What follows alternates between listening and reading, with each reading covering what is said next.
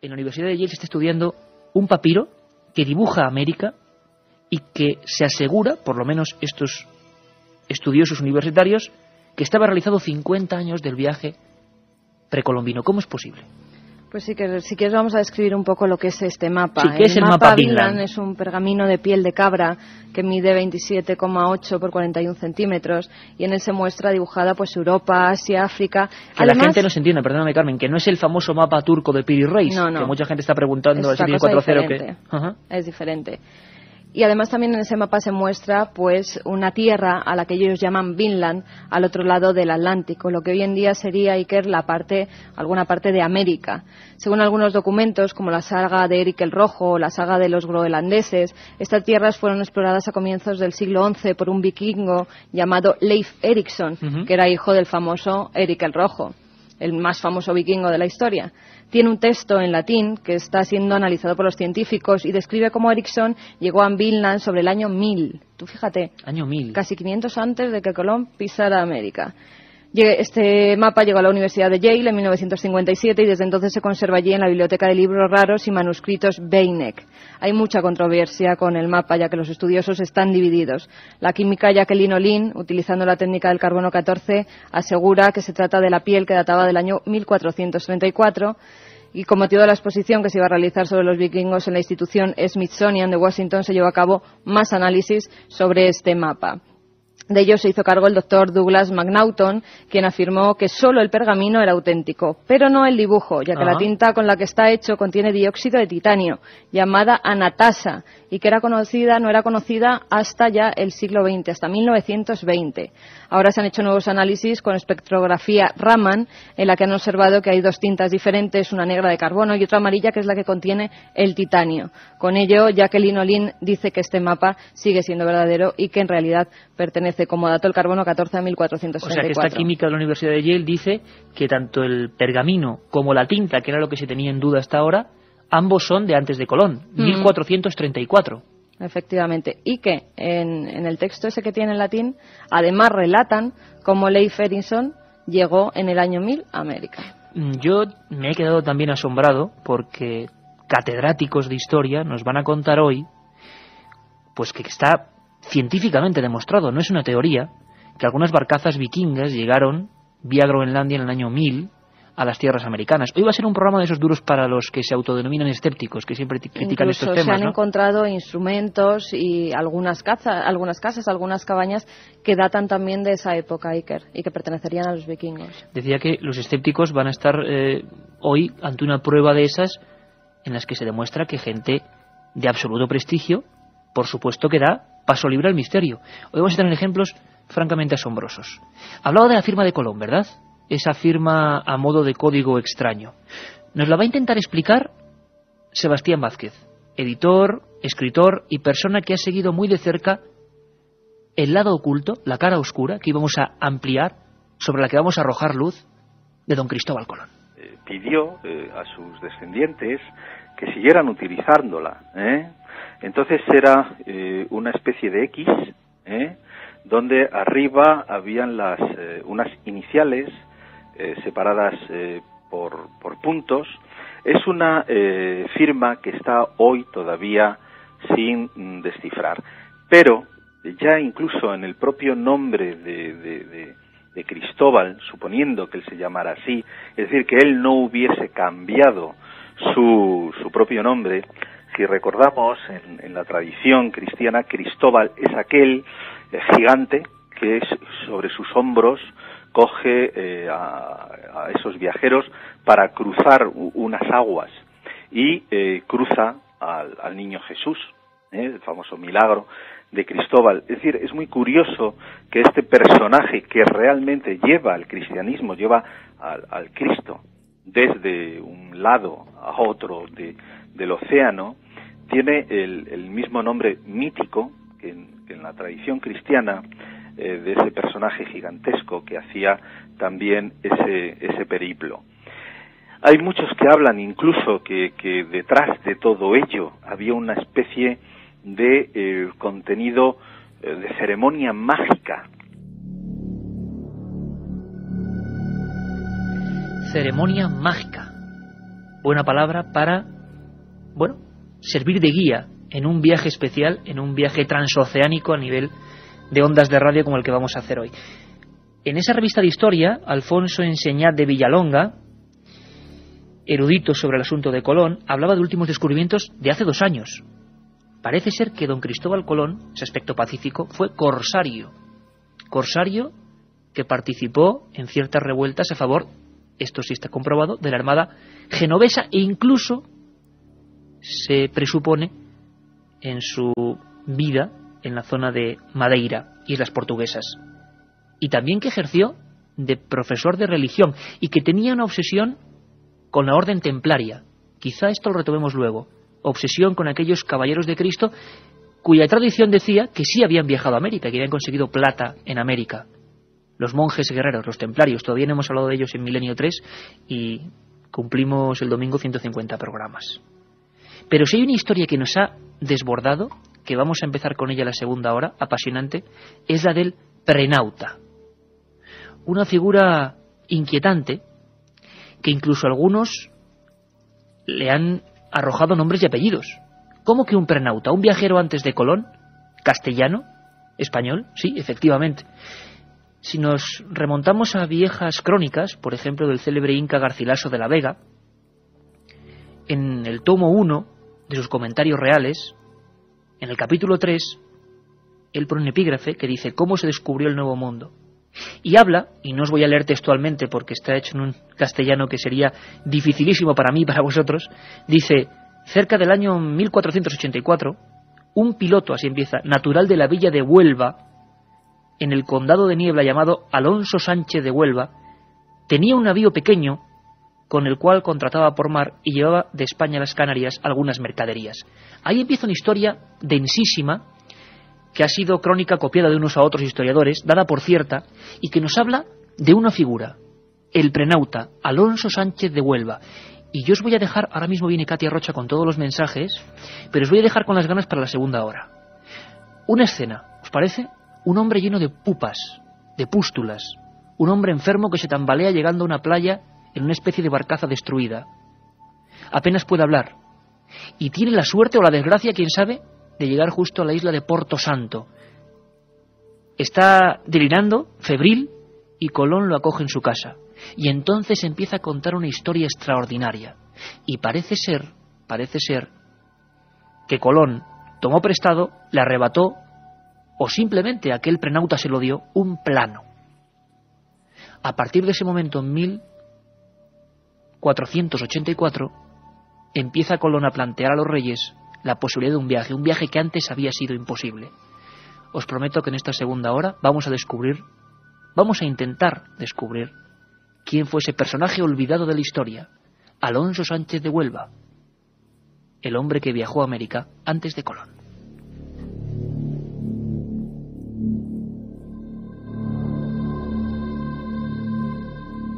Milenio 3, con Iker Jiménez, en la cadena SER.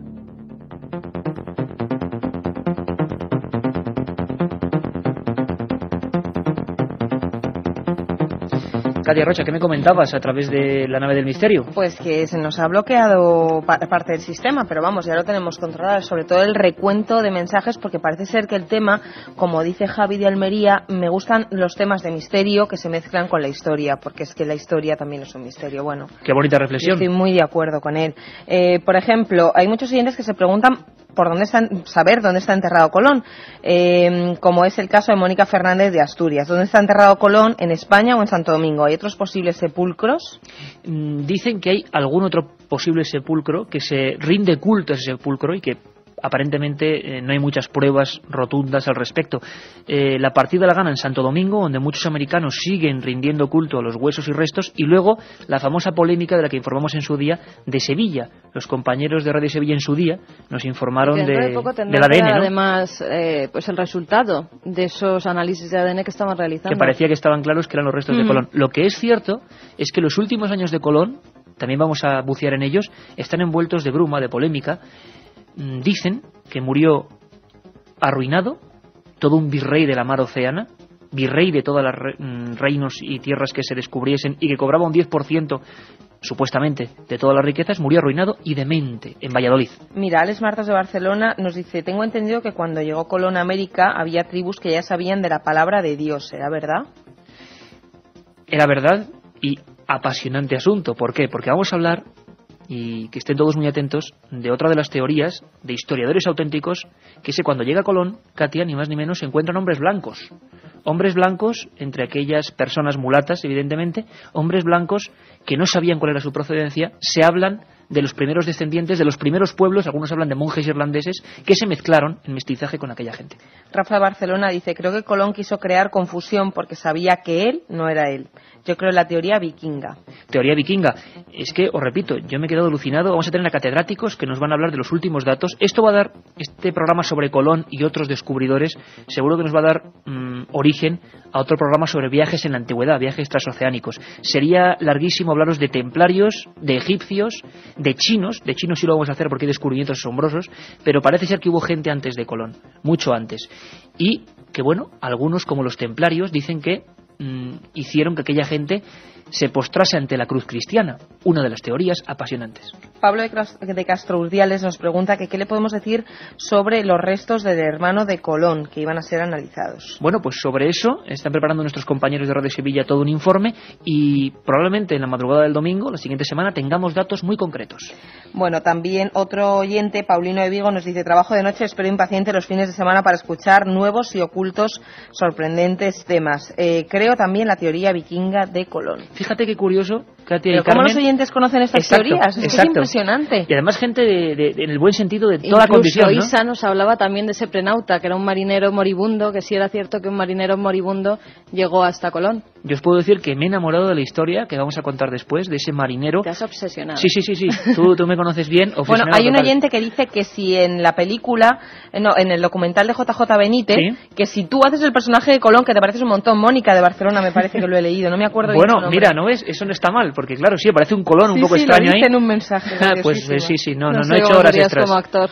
No. La verdad es que mis primeros pinitos como actor han sido realmente decepcionantes. En la película Platillos Volantes me eliminaron del reparto fulminantemente, pero bueno, por lo menos espero estar tenido más público si hubiera salido, en vuestro reparto. 7640, Katia. 7640, palabra clave milenio, el texto que quieran poner. El coste de la llamada es 0,60 céntimos de euro y vamos a sortear esos 3 CDs que nos han llamado y nos han escrito que no se pueden comprar ni contra reembolso ni nada, solamente mediante sorteo. Yo los elijo al azar, doy mi palabra. Al azar, lo elige Katia, lo elige la máquina, o sea que os esperamos una hora intensa de misterios. El prenauta, los templarios, los egipcios, os esperamos.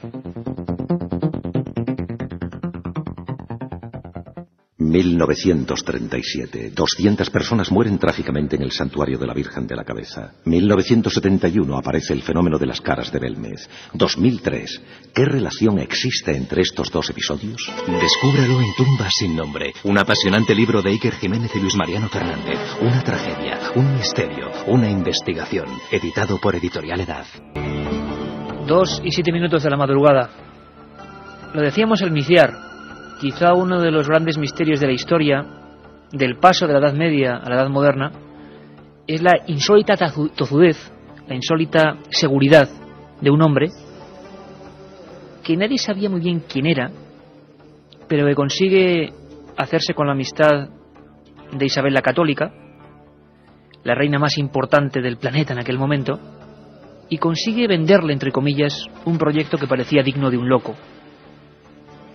Pensémoslo bien, sin pruebas de ningún tipo, con una iglesia que férreamente admitía todo lo contrario, que la Tierra, por supuesto, no es esférica, y no se podía llegar a Oriente viajando rumbo a Occidente. 500 años antes de que Neil Armstrong pisara la Luna, otro viajero, y en mi opinión con mucho más riesgo, se lanzó a lo desconocido.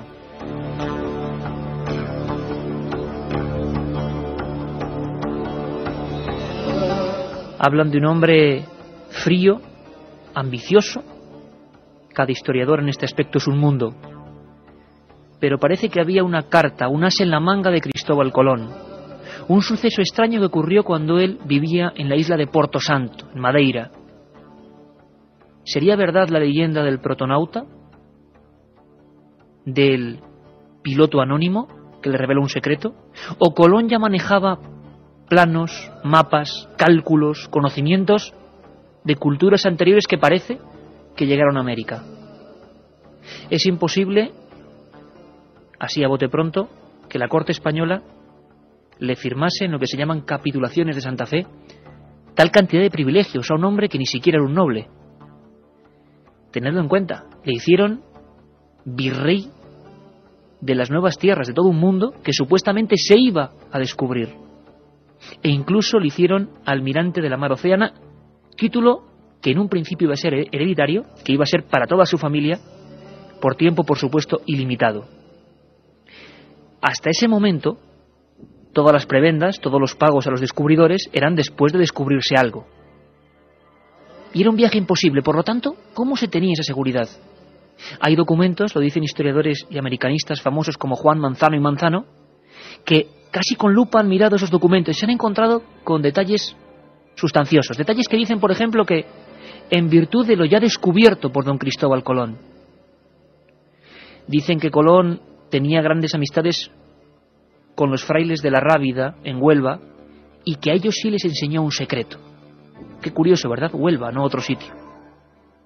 Y en Huelva, en una recoleta plaza de Huelva, hay un monumento a un hombre que oficialmente nunca existió. Alonso Sánchez. Oficial. Lo particular prenauta hoy, que va ahí en la nave del misterio y nos mira a través del cristal y me ve aquí rodeado de libros. Alargo la mano y siempre, poco que suene, Jacques de Maillot, uno de los más polémicos historiadores franceses. Colón llegó después, habla de templarios en América, pero ese sería un lado de la balanza, ¿de acuerdo? El otro sería la historia ortodoxa, esa que, como digo, según los científicos, entre comillas, bueno, científicos no, los escépticos, que no son ni científicos ni son nada, dicen que nunca están en estos programas. Pues bueno, hoy he tenido una sorpresa francamente agradable. Tengo en las manos un libro que os lo recomiendo, maravilloso, se llama Isabel la Católica, Manuel Fernández Álvarez. Para quien sepa de historia, no hace falta hablar de Manuel Fernández Álvarez. Para quien no, os diré que este hombre es miembro de la Real Academia de la Historia, profesor emérito de la Universidad de Salamanca y autor de algunos de los más importantes libros de historia y de historiografía del siglo XX. Carlos V, el César y el hombre, la historia de Felipe II y su tiempo, Juana la Loca, la cautiva de Tordesillas, Jovellanos, y ha dedicado su libro a Isabel la Católica, su último libro editado por Espasa. Y ha tenido la deferencia de charlar con nosotros largo y tendido. Os imagináis mi primera pregunta, ¿no? A un hombre ortodoxo que no debe salirse de los rumbos lógicos de la ciencia y de la historia, y yo le pregunté por ese hombre anónimo, lleno de pústulas, ese hombre con harapos que llega contando una historia fantástica, otras tierras, otros mundos, cuando nadie ni siquiera podía soñarlos, y se los cuenta a Colón. Y en aquella casa muere y es enterrado clandestinamente, y Colón se queda con su secreto. Pues escuchad muy atentamente lo que me dice ni más ni menos don Manuel Fernández Álvarez. Que Colón está tan seguro de todo ello porque ya posiblemente ya había hecho aquel viaje, o bien había encontrado, había hablado con alguien que lo había, el marino desconocido, pero el marino que él encuentra pues en su agonizando y que le descubre su secreto de que yendo hacia Occidente se había encontrado con nuevas tierras. Que entonces, como dice, en ese caso hay un testigo de la época que es la gran figura del padre de las Casas, que dice que es que él parecía que aquel secreto lo tenía tan como si lo tuviera guardado, todo aquella aventura, como si lo tuviera como un secreto guardado en una arca y del cual él tuviera la llave, ¿no? Es decir, que esa seguridad de Colón verdaderamente es lo que asombra, lo que te llena de interrogantes y de, bueno, esto ¿cómo puede ser esto así?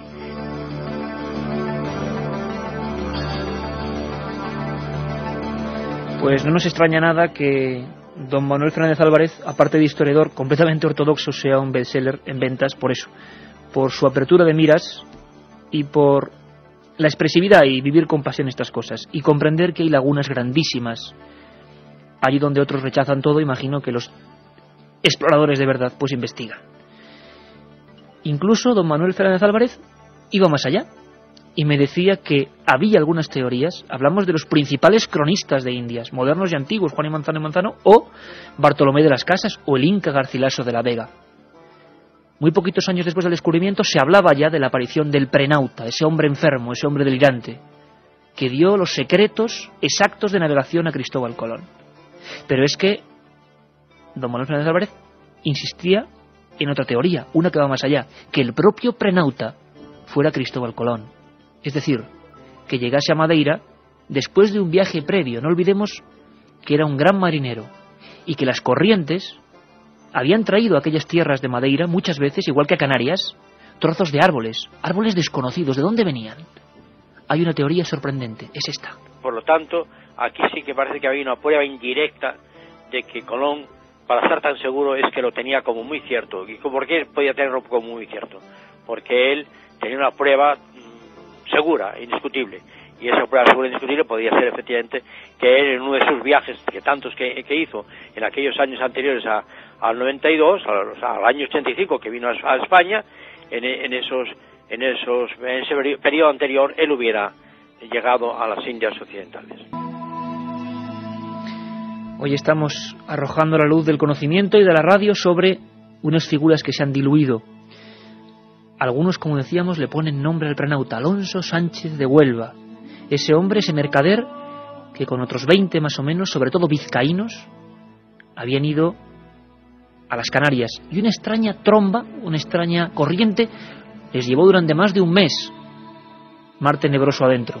Y entonces llegaron a otro mundo que conocían tan bien como para cartografiarlo, como para dibujar en unos planos sus detalles, sus montañas, como para dejar claves concretas para un próximo viaje. Parece ser, según cuentan los historiadores, que este Alonso Sánchez llegó portando la sífilis, que el resto de los cuerpos se encontraron cerca de las costas de Madeira, podridos por esa enfermedad. Pero él sobrevivió unos cuantos días y Colón rápidamente lo acogió. ¿De qué hablarían? ¿Qué secretos se contarían prenauta y almirante? 7640 que echa humo, Carmen. Pues la verdad es que sí, a ese 7640, ya sabéis, palabra clave, milenio, espacio y lo que vosotros queráis, nos llegan teorías de todo tipo. Y disputas entre la gente. Fer nos dice, Colón era gallego, de San Salvador de Pollo, Pontevedra. Múltiples topónimos de aldeas y ríos gallegos se repiten en Centroamérica y Caribe. Pero por su parte, Rafa Martorell nos dice, para quien lo desconozca, Génova es un pueblo de Mallorca y Colom es un apellido que en Mallorca es de ascendencia marinera y judía. O sea que unos dicen que es de Mallorca, otros que es de Galicia, otros que sí podía ser vasco, portugués, hay de todo. También nos dice Jorge del Prado, desde Alcorcón, Madrid.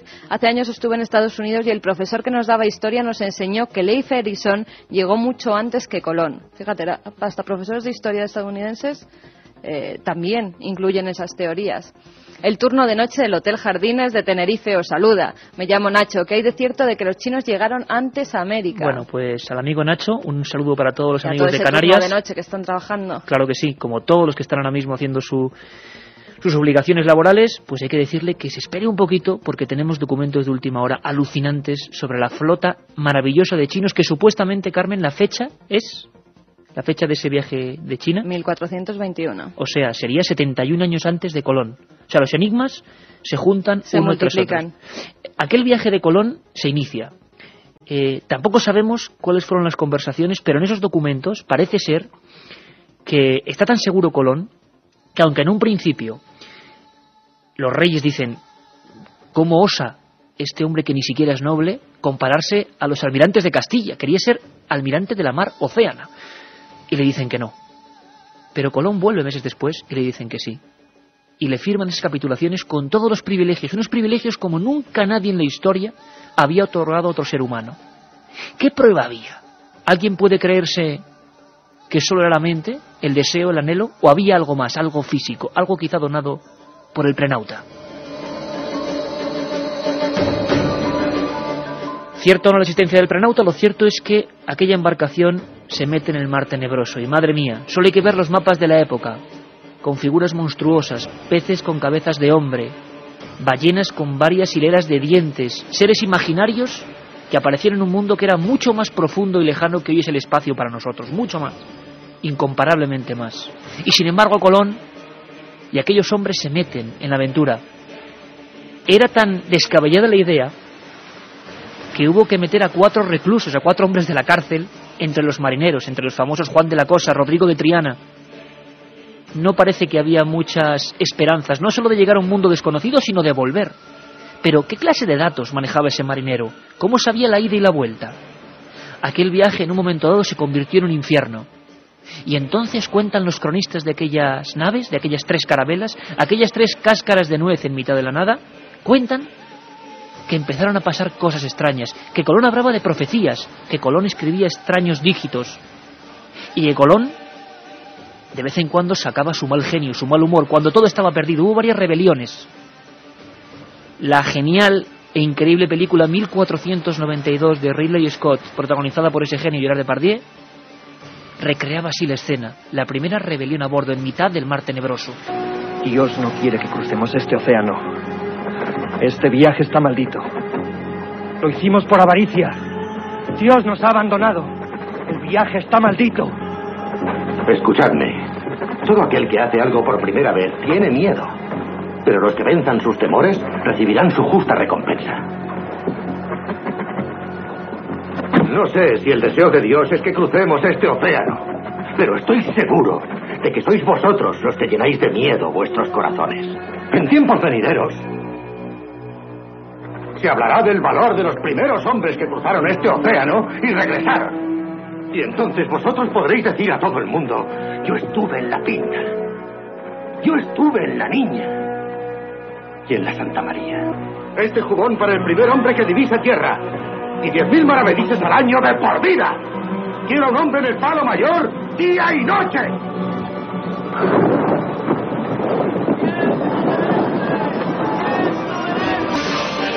Y ahora sí faltábamos pocos para esta recreación, para esta especie de revisión de la historia. Tenemos que saludar a un amigo que está haciendo grandes cosas y con ese Planeta Encantado está demostrando, siempre lo digo y no voy a perder la oportunidad porque se ha hecho tanto daño en la televisión, está demostrando que televisión y rigor es posible con el misterio y le está dando un poquito de dignidad a todo esto. Su nombre, pues os lo imagináis, ¿no? Juanjo Benítez, buenas noches, amigo. Muy buenas noches, Iker, muchas gracias. ¿Qué fiabilidad, Juanjo? Sé que también hay parte de información confidencial, pero ¿qué fiabilidad puede haber a día de hoy de la existencia de ese prenauta que era el primer viajero a América, aparentemente? Bueno, el primer viajero no, pero antes de Colón, desde luego. Hombre, lo que no tenemos es el nombre de ese piloto anónimo, de ese prenauta, aunque hay diferentes hipótesis y teorías al respecto. De lo que no cabe la menor duda, yo lo he consultado con muchos americanistas, especialmente con Juan Manzano y Manzano, que era un hombre de una gran categoría, un gran estudioso de este tema, que fue el que me introdujo a mí en él. Bueno, pues este señor y otros americanistas no dudaban en absoluto de que Colón tenía una información previa antes de iniciar el viaje, digamos, oficial de 1492. Se ha hablado también de otras fuentes, del prenauta, de cartas templarias. ¿A ti cuál es la historia que más te convence de ese antes de Colón? Bueno, estudiando el diario de a bordo del almirante, estudiando a los cronistas de la época y posteriores, por supuesto, a mí lo que más me inclina a pensar que este hombre tenía información por el prenauta, es decir, es posible que pudiera consultar algún otro tipo de mapas. Eso es todavía más dudoso incluso, ¿no? Pero las informaciones que maneja Cristóbal Colón constantemente, por ejemplo, cuando sale de Canarias, se reúne con los capitanes de las otras 2 carabelas y les dice que tengan muchísimo cuidado porque a 750 leguas de Canarias van a encontrar con una serie de arrecifes muy peligrosos. Entonces, claro, yo me imagino la cara de los hermanos Pinzón diciendo, bueno, vamos a ver, este señor nunca ha navegado hacia el oeste en ese rumbo, ¿cómo sabe él que a esas leguas tan exactas, 750, se va a encontrar con este rosario de arrecifes? Bueno, pues esta es una de las pistas que él tiene, pues que evidentemente o alguien se lo ha dicho, o incluso hay otra teoría más arriesgada y más audaz, y es la de que Cristóbal Colón quizás pudo ser el mismo prenauta, es decir, el individuo a quien lo arrastró una tormenta, estuvo varios años por la zona del Caribe y luego regresó. A mí me parece que la primera versión sería quizás la más viable o la más probable. Hay otros detalles increíbles, pues como este hombre sabía cuando estaba navegando por Jamaica que aquella isla se llamaba Saba. Él pensaba que era el lugar del que procedía uno de los Reyes Magos, pero sobre todo la pista de Montecristi, que es un monte que existe en el norte de la actual República Dominicana, lo que era la Española para Colón, pues a mí me parece fundamental. El piloto anónimo, por lo visto, le proporciona el perfil y la ubicación exacta de este monte, que tiene pues una forma muy determinada, que se ve desde muy lejos, que es perfectamente reconocible, y además le dice que a 20 leguas de ese Montecristi, de esa zona, hay unas minas de oro. Bueno, efectivamente, a 18 leguas exactamente de ese monte, en lo que se llama el Valle del Cibao, actualmente en la República Dominicana, pues ahí había unas minas de oro que explotó Cristóbal Colón. Lo cierto es que cuando Colón iba con sus hombres, claro, debió parecerles un auténtico profeta, ¿no, Juanjo? Porque iba adivinando cosas que estaban por suceder. Sí, efectivamente, aparte de lo de la isla de Saba, que bueno, antes de bajar, cuando iban por el sur de Jamaica, pues el hombre de Colón reunía a su gente, a su tripulación, y le dicen: ¿ven ustedes esa isla que está ahí? Bueno, pues esa isla se llama Saba. Entonces cuando descienden y preguntan a los indios le dicen: esta isla se llama Sobo. Entonces Colón les dice: bueno, es que en realidad no lo pronuncian bien. Claro, esto y las minas, por ejemplo, de San Cristóbal, al sur de la isla de la Española, con unas minas de oro, con unos pozos muy profundos, que efectivamente existían. Todo esto lo anunció Colón antes de bajar a tierra. Y claro, pues la gente que iba con él pensaba pues que realmente era un profeta, ¿no? Aparte de eso, él escribió luego un libro que se llama Las Profecías, que no tiene nada que ver con esto, pero bueno. Y lo que yo creo que en realidad ocurre es que Cristóbal Colón no es que sea un profeta, sino ni que sea un medium, ni que tenga poderes paranormales, no. Lo que ocurre es que tenía una información privilegiada, tenía una información previa, probablemente, y yo estoy seguro que tenía algún objeto físico, algo físico que se lo había dado el prenauta cuando muere en sus manos, prácticamente en su casa, en la isla de Madeira o quizás en Porto Santo, y esto, bueno, pues esto es lo que a Cristóbal Colón le sirve para mantener esa tozudez a la que tú, Iker, hacías alusión anteriormente. Estaba claro que hay indicios de que había una información privilegiada para embarcarse, nunca mejor dicho, en semejante hazaña. Se encontraron hombres blancos, ¿verdad? Hay crónicas que hablan de hombres blancos. Podían ser, tú especulabas con esa teoría, otros también lo hacen, otros historiadores, los pasados, digamos, el pasado de esos prenautas, o la descendencia de esos prenautas que en una barcaza llegaron hasta allí, ¿no?, en ese accidental primer viaje. Efectivamente, es una de las posibles razones, quizás la más verosímil. Si es cierta la historia del prenauta, entonces este hombre y su tripulación permanecieron quizás alrededor de 2 años en el Caribe, hacia 1476, más o menos, 1477, y se mezclaron con las Indias. Justamente lo que cuentan los cronistas de la época es que ellos no lo sabían, los prenautas no lo sabían, pero contrajeron probablemente la sífilis en ese contacto sexual con las taínas, con las caribeñas, y lo que les obligó en definitiva a regresar a los pocos que quedaron vivos o que quedaron muy maltrechos.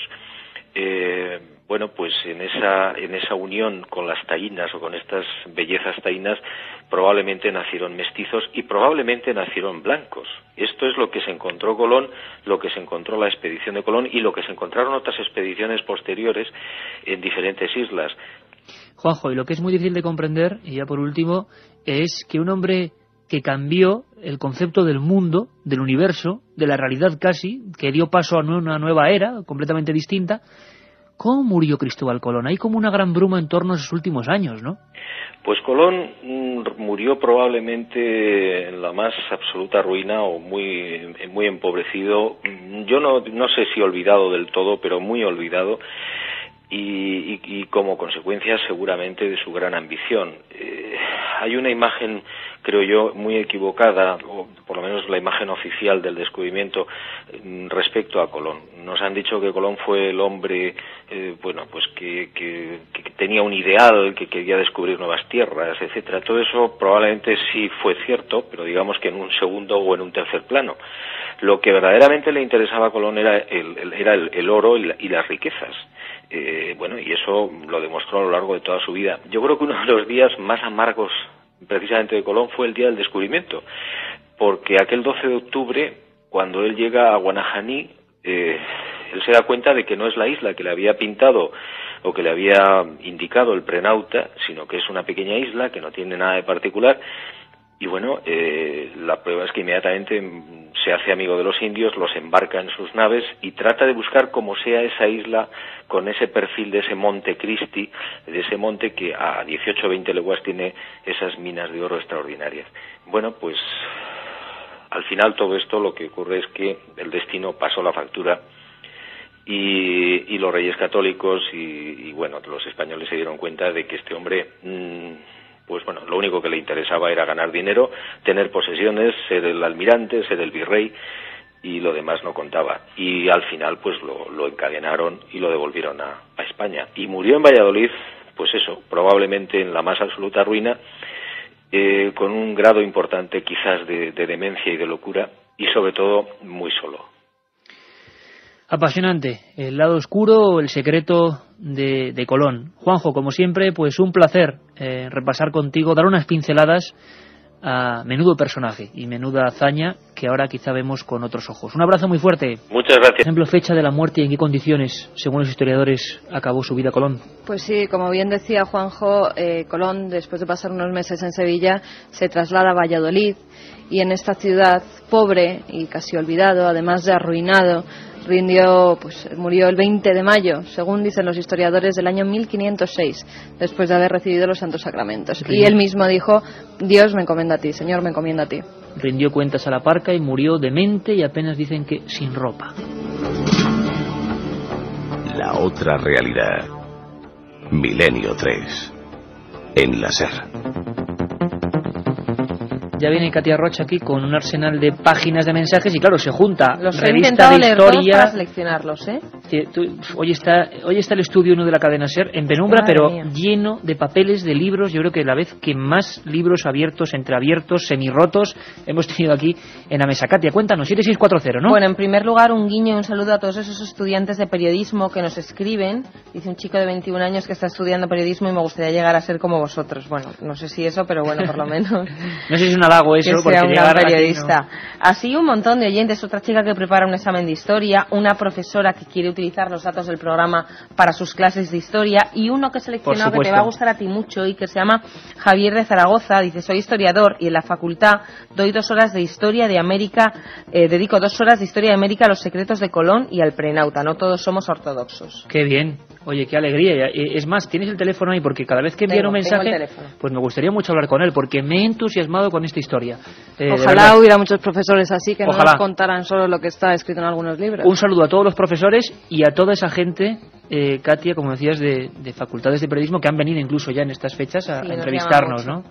Bueno, Óscar de Cáceres nos pregunta: ¿sabéis si Colón reveló algo de lo que sabía para convencer a los reyes católicos, ya que antes otros monarcas le habían negado la ayuda? Esto lo pregunta mucha gente, Claro. El dinero, para conseguir todo ese dinero, algo les tuvo que revelar. Claro, incluso hay cuentas de 10.000, 4.000 maravedís que se daban a Colón cuando todavía quedaba mucho para el viaje. Nadie sabía qué pintaba ese pago. Algo tuvo que enseñar. Un mapa, algo físico, como decía Juanjo Benítez, de ese prenauta. Ese es el gran secreto. Isa de la se apoya la teoría de que se encontró un marino moribundo y le entregó un mapa. Otro oyente, en esta ocasión Elena de Barcelona, es la que te decía lo del personaje de Colón, que antes había dicho mal el nombre. También hay otros oyentes que se nos preguntan si Colón era una mujer o era hermafrodita. Bueno, imagino que teoría sí para todos los gustos, pero ya a eso no hemos llegado. Parece demostradísimo, pero fíjate qué curioso con esto que dices. Hasta lo más terrible, estrambótico, puede tener su lado. Dicen que hay 7 retratos de Colón, 7, y que ninguno es certero de cómo era él físicamente. O sea, el hombre más importante de muchos siglos tiene miles de esculturas y no sabemos ni cómo era. Y tiene algunos retratos y tampoco sabemos cómo era. No me digáis que no es misterioso. Otras preguntas. ¿Es verdad que Cristóbal Colón era judío y se fue de España hacia América justo antes de la expulsión de los judíos de España para no ser expulsado? Pues ahora con Sebastián Vázquez vamos a hablar en un momento de cosas como astronomía, astrología, conocimientos que él tenía. Dicen que en aquella época, justo, tener en cuenta que el descubrimiento y la reconquista se está produciendo en el mismo año y que fue hasta perseguido. Esa es una de las teorías que que han seguido siempre, nunca mejor dicho, la figura de Colón, perseguido por los poderes fácticos. M. Rentero de Úbeda afirma que Colón sabía de antemano a dónde iba. Los prenautas dejaron hijos y él los vio y tenía la carta de navegación precisa. Pues eso es lo que parece que, por ejemplo, dice Juanjo Benítez, Juan Manzano y Manzano, Bartolomé de las Casas, el Inca Garcilaso de la Vega, hasta que da como posible Manuel Fernández Álvarez, e incluso hay señales, como decíamos, el 4 de enero del año 1493, en uno de los segundos viajes, pues llegan a un lugar donde, caramba, ven un monte, ese Monte Cristi, tal y como tenía en unos dibujos Cristóbal Colón. ¿Cómo se puede tener un dibujo de algo donde nunca se ha estado? Marian de Madrid nos pide el nombre completo del libro 1491 y la editorial. 1421. El año en que China descubrió el mundo, y la editorial Grijalbo, el autor Gavin Menzies. Marcos Valles de Valladolid a mí me impresiona. Dice, si el hijo de Eric el Rojo creó un detallado mapa de América, ¿no se habrían encontrado numerosas pruebas de sus asentamientos? Es tremendo los datos que saben los oyentes. Sí, es increíble. Y algunas de ellas han encontrado instrumentos que utilizaron en la época, algunas cabañas que han sido datadas incluso de los años 1000. Y os lo digo, escuchad ahora en lo que nos queda, porque vamos a tener catedráticos que nos van a hablar de esas barcazas y restos vikingos que en el norte de América, no en el Caribe ni en Sudamérica, se han encontrado y que sin embargo no tuvieron la fuerza y la publicidad de otros hechos, ¿no? Un último mensaje, Iker. Mi abuelo, Joaquín Arce, catedrático de la Complutense, dio pruebas objetivas de que Colón era italiano. Bueno, claro. Lo malo es que otros han dado pruebas objetivas de lo contrario. Parece ser que si alguna teoría está más asentada es la que era genovés. Pero es que él no escribía en italiano en ningún momento. Incluso él tenía un libro en italiano, parece que sabía leerlo, y las anotaciones eran en español.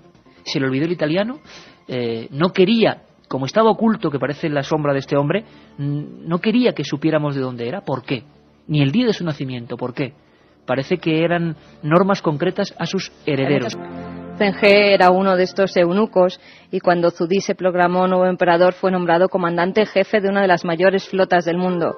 Unas flotas que dicen que eran impresionantes, 300 barcos de ciento y pico metros, miles de barcos. Solo los de la flota del Tesoro eran unos 300. Esa flota del Tesoro se llamaba así porque esos barcos eran los que tenían previsto descubrir nuevas tierras, descubrir nuevos mundos y llevar hasta esos nuevos mundos la cultura china. Incluso dejar allí a varios marineros para que no se perdiera la cultura china por todo el mundo. En uno de esos viajes, según el autor, según Menzies, Zengé alcanzó la costa americana en 1421. ¿Pero por qué no se sabía nada de esto hasta ahora? Pues porque en 1423, cuando vuelven 7 de esos barcos, el sucesor de Zudí, que ya había muerto, ordenó desmantelar las naves, destruir los planos que se habían utilizado para construir los barcos y quemó todos los registros que habían dejado de sus viajes. Para que nos entendamos, hubo otro emperador que, quizá envidioso de lo que había conseguido su antecesor, destruyó todo. Todo el aperturismo hacia otros mundos que quería Zudí, pues este nuevo emperador luchaba contra ello. Quería quedarse solo con su tierra, solo con China. Los pocos documentos que no sufrieron la quema y hablaban de estos viajes, hay dos. El Wu Pei Chi, donde había instrucciones para cada uno de los viajes que realizaban, y en él se incluían latitudes, descripciones de islas, posiciones de las estrellas. Zudí tenía muchísima obsesión con las estrellas. Como Colón. Y navegaban a través de ellas, incluso hicieron cartas estelares y fabricaron grandes observatorios por todos aquellos sitios por donde fueron, que fueron conquistando. También hay un diario publicado en 1433 por un historiador chino, Mao Wan, que había sido encargado de documentar el viaje y que se llamaba Exploración General de las Tierras Oceánicas. En él, que fíjate qué curioso, iba describiendo hasta los animales. Sí, los animales. Parece que había una especie de bestiario, ¿no? Hicieron sí. Incluso los chinos una especie de bestiario. Raros animales que tenían cuerpo de oso y cara de perro, por ejemplo, jirafas que incluso trasladaron a China. Claro, que eran auténticos monstruos para ellos, ¿no? Uh-huh. También el autor se basa en 2 estelas que mandó erigir Zengé antes de zarpar en su último viaje y que conmemoraban los grandes viajes de la flota del Tesoro. Según Menzies, los mapas de los chinos llegaron hasta Europa gracias a un navegante veneciano llamado Niccolo da Conti. Coincidió con los chinos en Calicut, en el sur de la India, e incluso realizó algún viaje con la flota china. Al parecer, da Conti llevó estas copias hasta Italia y se las entregó a Fra Mauro. Este Fra Mauro trabajaba para los reyes de Portugal. También don Pedro, el delfín de Portugal, hermano de Enrique, el navegante, viajó hasta Venecia en 1428 y de allí se llevó un mapa del mundo. Mapa del mundo completo. Que había hecho Fra Mauro, donde ya se mostraba el Estrecho de Magallanes, el Cabo de Buena Esperanza y las Indias Orientales. Y la pregunta, Carmen, que se hace todo el mundo en el 7640 es: ¿podían ser estos los mapas que tuviera el prenauta o que llegaran hasta Colón? Menzies afirma que sin duda Colón llevaba una copia de este mapa. Un marinero español que viajaba con Colón tenía parte de ese mapa que representaba a Sudamérica en su poder. En 1501 ese navegante, ese marinero, va en otro barco, es capturado ese barco y encuentran ese mapa que en teoría había llevado Colón en sus viajes. Sin embargo, parece, Carmen, que de los vikingos, de Leif Erikson, como nos decía el catedrático en Historia Manuel Fernández Álvarez, sí se encontraron barcazas y restos, pero de estos expedicionarios, de los colones chinos, ¿tenemos alguna muestra física? También se han encontrado barcos que databan de la época, que incluso en algunos de ellos se ha encontrado maíz. El maíz solo crecía en América y justamente en los barcos chinos que databan de esa época, de la época de Zundí, pues se encontraron muestras de que habían estado allí. Pero fíjate que los chinos llegaron a América porque creen que hubo uno anterior en el año 499 de nuestra era chino, que también había llegado, Hoei Xin. Según dejaron escritas las crónicas, había llegado a unas 20.000 millas al este de la China. Llamó a aquel continente Fushan por los árboles que allí crecían. Hacía una descripción de estos frutos. Menzies dice que era el maguey, una especie de pera roja que únicamente, además, es curioso, crece en América Central y del Sur. Es increíble la información que hay de los viajes transoceánicos en la antigüedad y los mapas casi considerados malditos, pero que están ahí. Otro sería mucha el Piri polémica Reis, ¿no? ha levantado este libro también, porque hay muchos historiadores que no se creen pues las teorías que apunta Menzies. Y Piri Reis, fíjate, porque además también se menciona en el libro, en 1513 el almirante otomano Piri Reis lo incorporó a su obra. El mapa que en teoría llevaba Colón y que se encontró ese marinero, pues Piri Reis lo incorporó, porque sabéis que el mapa de Piri Reis son varios mapas, varias partes del mapa, pues una de esas partes era el que encontraron al marinero que iba con Colón. Al final resulta que va a tener razón Jacques de Mailloux y será un poco Colón llegó después, casi se puede decir, Colón llegó el último. Madre mía, qué apasionante esta revisión por los misterios de la historia y de esa magnífica flota china. Yo creo, Carmen, que lo que hay que hacer es un programa sobre viajes transoceánicos. Teníamos a Pablo Villarrubia, teníamos a Nacho Ares, que también habla de esto en su libro La Historia Perdida y La Historia Perdida 2, no os lo perdáis, y va a ser imposible, no hay más tiempo. Teníamos, fijaos, a Nacho Ares hablándonos de egipcios en América y a Pablo Villarrubia Maus hablándonos de templarios en América. Otro programa, sin duda. Y nunca olvidéis que esta investigación la hemos empezado por vosotros, porque a través de sus mensajes, Katia, nos lo pidieron, ¿no? Pues sí, y aunque está mal personalizar, me vas a permitir que yo me ponga de acuerdo con Noelia desde Salamanca, porque dice que si tenemos todos estos datos, sabe todo lo de los vikingos, lo de los chinos, los egipcios, ¿por qué no se reescribe la historia que se enseña en los colegios? Ah, misterio. Sería un trabajo tan arduo. Bueno, Javier de Zaragoza quiere rectificar, dice, me expliqué mal, las clases sobre misterio de Colón en la facultad las daba el profesor JJ Armillas, yo solo las disfruté. Pues qué honor, porque hay que tener profesores como esos para tener más vista, más miras, y desde luego seguro que si él en su día da clases, también tendrá esa semilla, eso es lo bueno de la enseñanza. Miguel Ángel dice que a Colón se le da el éxito, pero ¿quién fue primero, el huevo o la gallina? A él solo se lo pusieron, aunque fueron muchísimos antes. Él es de Almería. Bueno, pero yo aquí, Katia, diría una cosa importante a todos los oyentes. Una cosa es que hubiera marinos antes y otra cosa es quitarle ni una pizca de mérito a Cristóbal Colón. Que lo que sabemos rotundamente es que cogió a esos puñados de marineros que me parecen unos auténticos héroes y se fueron al más allá, al Finisterrae, donde no había más. Claro, y eso sí que lo hicieron. Lo otro puede haber teorías y pruebas, pero estos lo hicieron. Por lo tanto, claro, todo el valor y toda la gloria, ¿no?